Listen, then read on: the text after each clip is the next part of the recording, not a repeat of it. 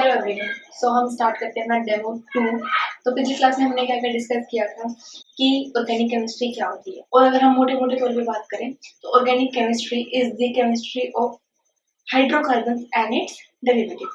तो उसी में हम आगे फिर हमने बात की थी कि हमारा जो कार्बन होता है वो टेट्रावेलेंट होता है, और अपनी टेट्रावेलेंसी कंप्लीट करने के लिए वो 4 बॉन्ड बनाता है। तो जैसे ऐसे ही वो मिलके कार्बन कार्बन बॉन्ड भी बना सकता है, या कार्बन से अदर एलिमेंट के जैसे कि मीथेन बन सकता है, इथेन इथेन। और इसी तरीके से हमने उसकी हाइब्रिडाइजेशन की बात की थी। हाइब्रिडाइजेशन में हमने देखा था कि जो कार्बन है वो मीथेन में sp3 कार्बन होता है, लेकिन वही अगर हम इथीन में बात करते हैं तो वही कार्बन जो है sp2 हो जाता है, और इथाइन में वही कार्बन, इथाइन मीन एसिटिलीन में वही कार्बन हमारा sp हो जाता है। तो हम स्टार्ट करते हैं उसी को ही कि हमने बात की थी कार्बन की टेट्रावेलेंसी की। अगर हम मीथेन की बात करते हैं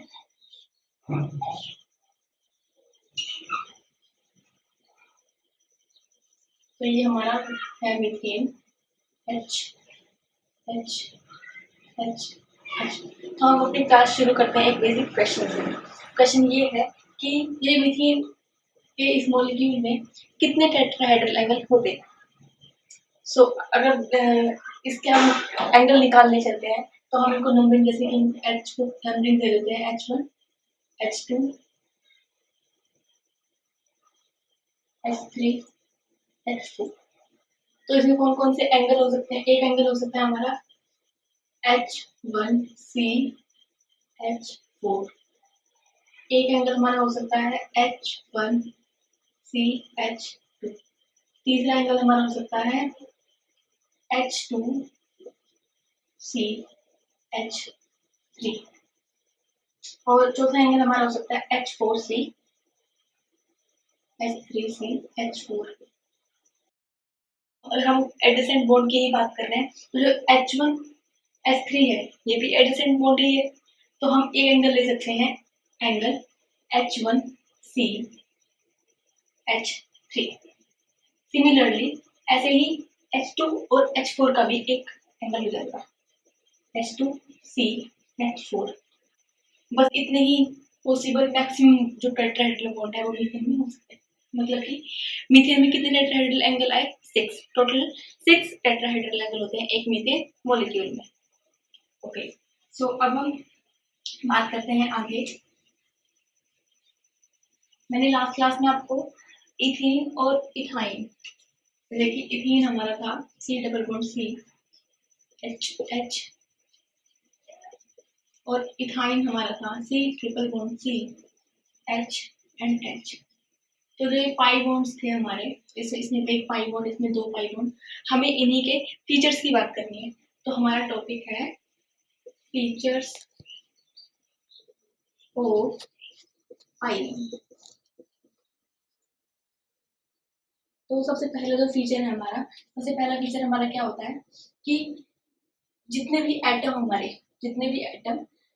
उस कार्बन से लिंक्ड है, जो कि डबल बॉन्ड कार्बन है, मीन्स ये C डबल बॉन्ड C से जितने भी एटम हमारे लिंक्ड होंगे वो सारे के सारे एटम हमारे प्लेन में होंगे। मतलब कि क्या कि all the atoms linked to the carbon atom, that is C double bond C linkage lie in the same plane। मतलब कि जो ये CH और CH बॉन्ड है, ये CH बॉन्ड है, ये CH बॉन्ड है, ये सभी प्लेन्स में लाई करेंगे। क्योंकि अगर हम मीथेन की बात करते हैं तो उसमें वो टेट्राहेड्रल एंगल था। टेट्राहेड्रल में क्या हो रहा था, एक बॉन्ड बाहर की तरफ था और एक बॉन्ड अंदर की तरफ था, लेकिन यहाँ पे डबल बॉन्ड होने की वजह से ये जो बॉन्ड्स है हमारी प्लेन में लाई करती है। सेकंड फीचर क्या है, सेकंड फीचर है कि हमारे जो ये पी ऑर्बिटल्स, क्योंकि हमारी पाई बॉन्ड जो है वो पी ऑर्बिटल्स से मिलकर ही बने, जो पी ऑर्बिटल्स होंगे, these p orbitals are mutually parallel, एक दूसरे के तो पैरेलल है, mutually parallel and perpendicular to the plane। अगर हम प्लेन की बात करते हैं, अगर ये मान लीजिए हमारे प्लेन है तो इस प्लेन से तो परपेंडिकुलर है, लेकिन एक और यहाँ पे मीन्स अगर एक और पी ऑर्बिटल की हम बात करते हैं कि आपस में पैरेलल है लेकिन प्लेन के हमारे परपेंडिकुलर। सेकंड फीचर क्या है हमारा कि p orbitals of sp2c atoms are mutually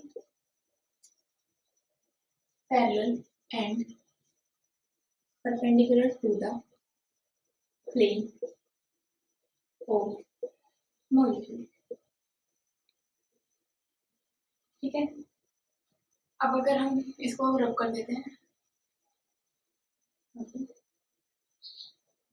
यहाँ पे हम अपना थर्ड फीचर देखने जाते हैं।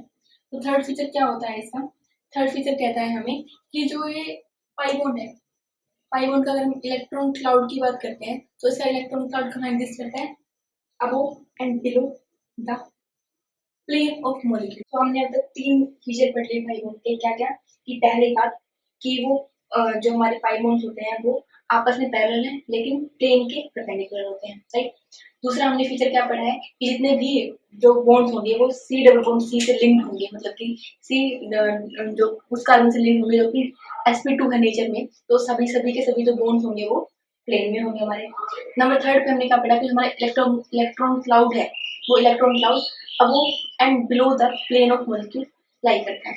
फोर्थ फीचर क्या है हमारा कि क्योंकि हमारी पाई बॉन्ड बनती कैसे बेसिकली होता क्या है कि हमारी जो ये पी बॉन्ड्स होंगी वो आपस में ऐसे आके कंबाइन करती हैं। तो मान लीजिए पहले अगर हम सिंगल बॉन्ड सी की बात करते हैं तो वो ऐसे लिंक थे, लेकिन जैसे ही पाई बॉन्ड ने आके यहाँ पे ओवरलैप किया तो ये बॉन्डिंग ऐसे ना होकर के थोड़ा ऐसे हो गई, मीन्स ये पास आ गया थोड़ा, ये जो बॉन्डिंग ओवरलैप है थोड़ी सी अच्छी हो गई। ये ओवरलैप अच्छी होने से होगा क्या कि जो पहले ये जो हम बात करते हैं कि अगर हम सिंगल बॉन्ड सी की बात करते हैं तो यहाँ पे फ्री रोटेशन होता है, मतलब कि कार्बन अपनी एक्सिस पे घूम सकता है, ऐसे रोटेट कर सकता है। लेकिन जैसे ही यहाँ पे एक पाई बॉन्ड का फॉर्मेशन हो जाता है तो जो ये बॉन्ड्स हैं सी एच और ये सी एच, तो इस पाई बॉन्ड के आने की वजह से ये जो रोटेशन है ये रेस्ट्रिक्टेड हो जाता है, मतलब कि क्या, due to pi bond formation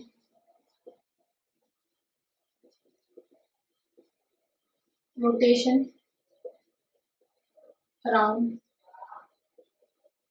bone is restricted।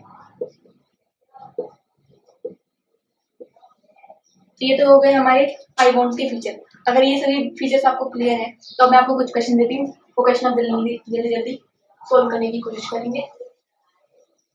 जैसे कि हमारा फर्स्ट क्वेश्चन है calculate the sigma bond and pi bond in the molecule CH3 CH C H इसमें। तो अगर हमें किसी भी मॉलिक्यूल में अगर सिग्मा बॉन्ड और पाई बॉन्ड काउंट करने हैं तो हमारा पहला स्टेप क्या होगा कि उसको एक्सपेंडेड फॉर्म में लिख लो। जैसे कि मैंने अभी तक जितने बॉन्ड बनाए मतलब कि इनको सिंगल बॉन्ड करके लिखो, ऐसे कंडेंस फॉर्म लगा लिखे।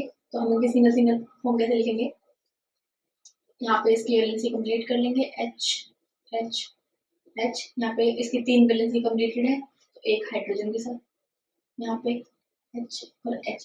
अब हमें काउंट करना है इनमें sigma bond and pi bond. तो सबसे पहले जो ये सिंगल बॉन्ड है ये सिग्मा बॉन्ड ही है, तो एक सिग्मा बॉन्ड, दो सिग्मा बॉन्ड। यहाँ पे जो डबल बॉन्ड है ये एक सिग्मा बॉन्ड होता है और एक पाई बॉन्ड होता है।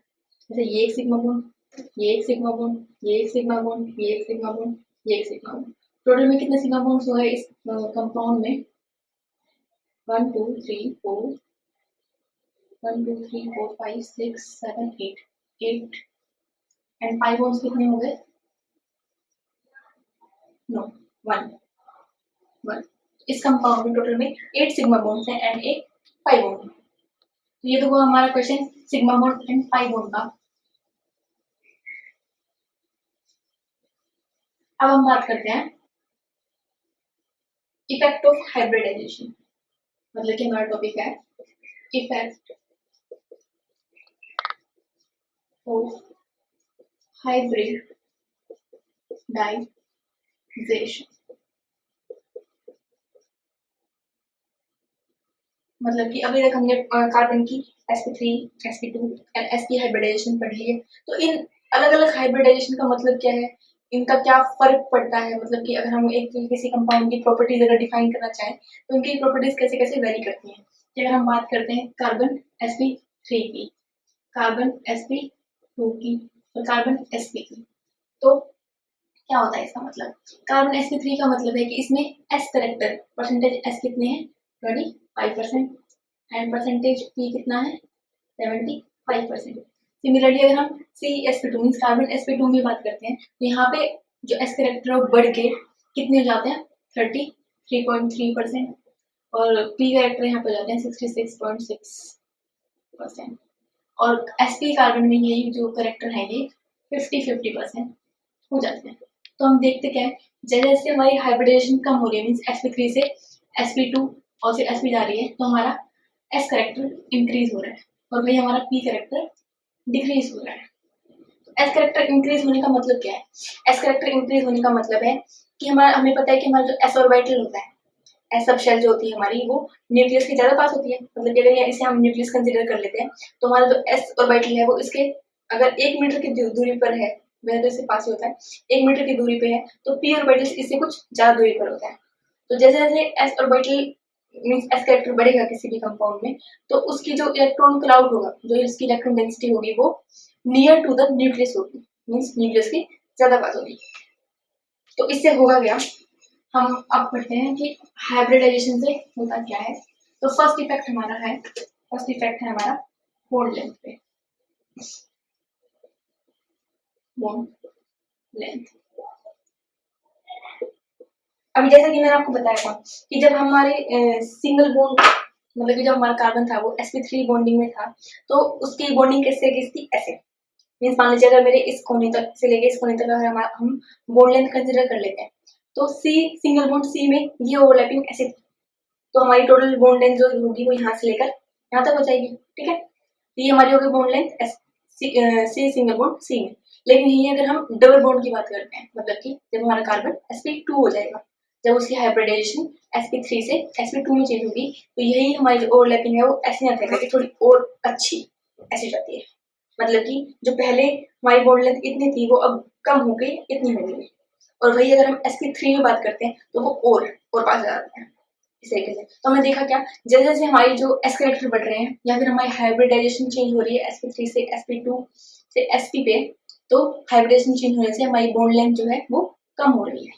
बॉन्ड लेंथ कम हो रही है मतलब कि जो हमारी CsP3 होगी उसकी बॉन्ड लेंथ, मतलब कि अगर हम बात करते हैं इस कार्बन की, अगर ये हमारी बॉन्ड लेंथ A है तो ये बड़ी होगी किससे CHsP2 से CHsP से। मतलब कि ये क्वेश्चन कैसे आएंगे हमारे, मान लीजिए अगर हम बात करते हैं इथीन की CH3 और ये हम बात करते हैं इथाइन, ये इथेन है, ये इथीन और ये हमारा इथाइन, सबसे बेसिक एग्जांपल। तो अगर हम बात करते हैं इस एक बॉन्ड लेंथ की, अगर हम इसमें बात करें, इसको अगर हम A नाम लेते हैं, इसको अगर हम B नाम देते हैं, इसको अगर हम C नाम देते हैं, तो बॉन्ड लेंथ की का ऑर्डर क्या होगा यहाँ पे कि हमारी A तो होगी सबसे बड़ी, देन हमारी होगी B, देन हमारी होगी C। इस तरीके से हाइब्रिडाइजेशन चेंज होने से, क्योंकि यहाँ पे sp3 कार्बन था, यहाँ पे sp2 कार्बन था और यहाँ पे sp3 था, तो हाइब्रिडाइजेशन चेंज होने से हमारी बॉन्ड लेंथ इस तरीके से वेरी करती है। हमारा सेकंड फैक्टर जो है बॉन्ड लेंथ के बाद हमारा सेकंड फैक्टर होता है हमारा बॉन्ड स्ट्रेंथ। तो बॉन्ड स्ट्रेंथ किस तरीके से वेरी करती है, बॉन्ड स्ट्रेंथ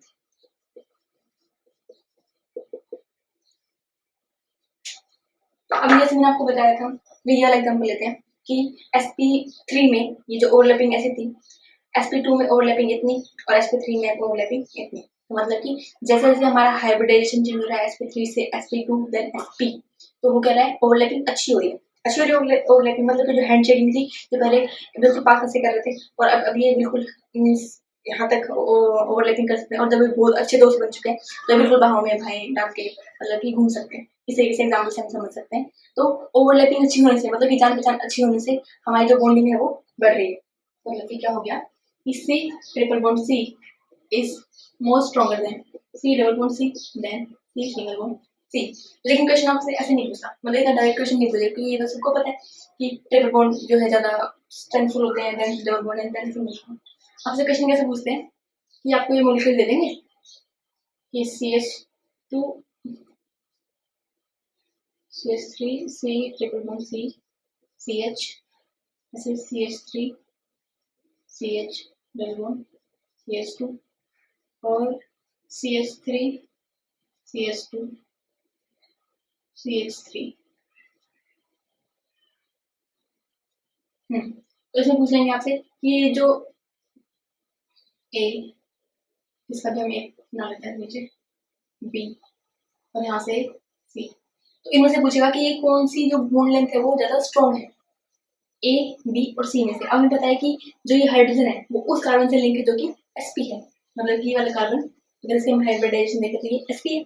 इस वाले कार्बन की हाइब्रिडाइजेशन sp2 है और इस वाले कार्बन की जो हाइब्रिडाइजेशन है वो sp3 है। तो हमने अभी पढ़ा था कि sp ज्यादा स्ट्रॉन्ग होता है sp2 से एंड देन sp3 से। तो हमारी यहाँ पे बॉन्ड स्ट्रेंथ का ऑर्डर क्या जाएगा, A then B then C। ठीक है, इस तरीके से आप क्वेश्चन पूछ सकते हैं। तो ये तो हो गई हमारी बॉन्ड स्ट्रेंथ की बात। थर्ड फैक्टर जो हमारा होता है, थर्ड फैक्टर हमारा होता है इलेक्ट्रोनेगेटिविटी का। इलेक्ट्रोनेगेटिविटी अब आप बता ही सकते हैं, जैसे कि आपने समझ लिया कि हाइब्रिडाइजेशन चेंज होने से होता क्या है कि हम बात कर रहे हैं कि हमारे जो sp3 से sp2 पे जाने पे s कैरेक्टर इंक्रीज हो रहा है। s कैरेक्टर इंक्रीज हो रहा है तो वो न्यूक्लियस से ज्यादा पास है, तब आपको बताने की जरूरत नहीं है।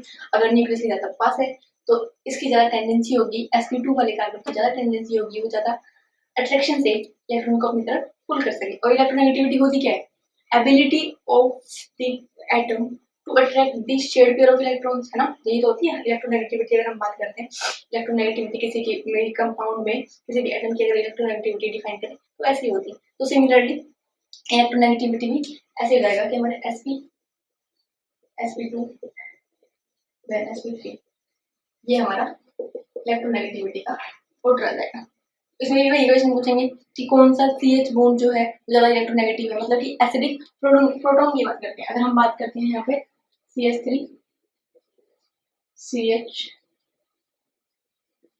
CH की, मतलब कि, और अगर हम बात करें CH3 C triple bond C H की, तो इनमें से ये वाला प्रोटॉन और ये वाला प्रोटॉन जो मैं ये वाला मार्क कर रही हूँ, तो इनमें से ज्यादा एसिडिक कौन है। अगर इन दोनों पे बेस डाला जाए, मतलब कि बेस तो NaOH डाला जाए तो किस प्रोटॉन को पहले पकड़ेगा, मतलब इस प्रोटॉन को या फिर इस प्रोटॉन को। तो ज्यादा एसिडिक होगा उसी को पकड़ेगा ऑब्वियसली। तो ये वाला जो कार्बन है ये sp है तो ये ज्यादा इलेक्ट्रोनेगेटिव होगा, तो ये वाला प्रोटॉन जल्दी ये लॉस करना चाहेगा, मतलब कि ये वाला प्रोटॉन ज्यादा एसिडिक होगा और हमारा बेस जो है वो सबसे पहले इसी प्रोटॉन को पकड़ेगा। तो ये हमारे हो गए इलेक्ट्रोनेगेटिविटी के कंसेप्ट। ये थी हमारी इफेक्ट ऑफ हाइब्रिडाइजेशन। अब हम आगे इसके बाद स्टडी करेंगे basic concepts of organic chemistry, means जितने भी हमारे इफेक्ट्स होते हैं इलेक्ट्रॉनिक डिस्प्लेसमेंट के इफेक्ट्स होते हैं हमारे, या फिर जो भी हमारे ये रेजोनेंस मेसोमेरिक वगैरह होते हैं, ये हम अगली क्लास में डिस्कस करेंगे। तो यहाँ हमारे बेसिक कंसेप्ट खत्म होते हैं। कार्बन की मीन्स कार्बन की हाइब्रिडेशन हमने डिस्कस कर लिया, उसके इफेक्ट हमने डिस्कस कर लिए। अब आने वाले वीडियोस में हम स्टार्ट करेंगे अपनी ऑर्गेनिक केमिस्ट्री के बेस को, बिल्कुल कि हम जो इनके बेसिक इफेक्ट होते हैं, मतलब कि जो आपने पढ़े होंगे अपनी क्लासेस में, ये inductive effect, hyper conjugation, resonance mesomeric, हम इन सब इफेक्ट से शुरू करेंगे और अपनी ऑर्गेनिक केमिस्ट्री से शुरू करेंगे। Thank you.